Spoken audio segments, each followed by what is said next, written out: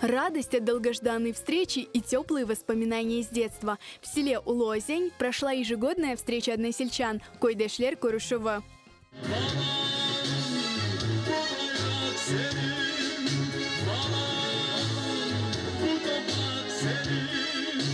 До войны село Улозень было одним из самых богатейших сел Крыма. В 1943 году его сожгли немцы, и жители села были вынуждены бежать в соседние деревни. До трагической депортации 1944 года в селе жили более 1000 человек, в основном крымские татары.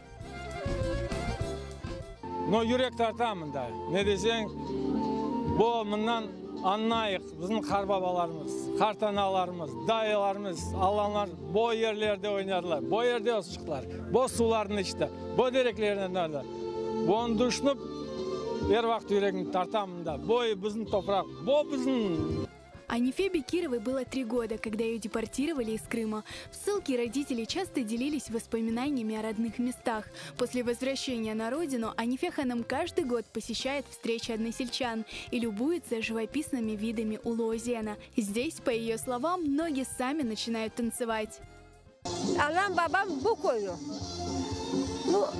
Bunda gelmesem benim yüreğim radyo. Bunda geleyim ben zevklanayım. Ayağım yürüme oynayayım.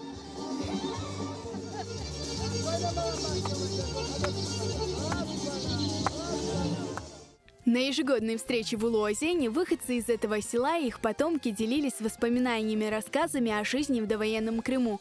Крымско-татарские песни, танцы, народная музыка и дымный плов создали атмосферу настоящего праздника, которых сейчас особенно не хватает.